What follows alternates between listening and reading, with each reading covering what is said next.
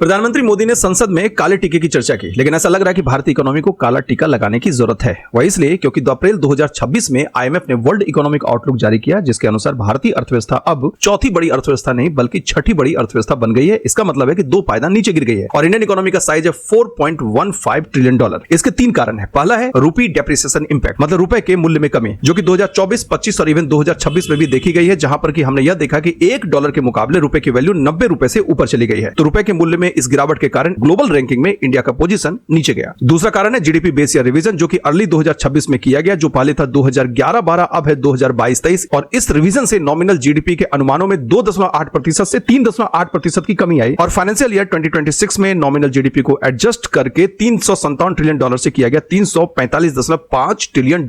इस रिवीजन ने Indian economy के साइज को कम किया। और तीसरा कारण है स्टेबल कॉम्पिटिटर्स। रैंकिंग में नॉमिनल जीडीपी का उपयोग किया जाता है, इसलिए जब रुपया डॉलर के मुकाबले कमजोर होता है तो मजबूत मुद्रा वाले देश जैसे कि ब्रिटेन, तो उसकी तुलना में भारत के जीडीपी मूल्य में कमी आती है। इन सब के बावजूद आईएमएफ का यह कहना है कि इंडियन इकोनॉमी वर्ल्ड की फास्टेस्ट ग्रोइंग मेजर इकोनॉमी में से एक रहेगी और रियल जीडीपी ग्रोथ का जो प्रोजेक्शन है 2026-27 के लिए वह रहेगा 6.5%। रिकवरी प्रोजेक्शन की अगर बात करें तो 2027 तक इंडियन इकोनॉमी चौथी बड़ी अर्थव्यवस्था बन सकती है और 2031 तक यह बन सकती है तीसरी बड़ी अर्थव्यवस्था। लेकिन इन सब के बावजूद इंडियन इकोनॉमी को काले टीके लगाने की जरूरत है।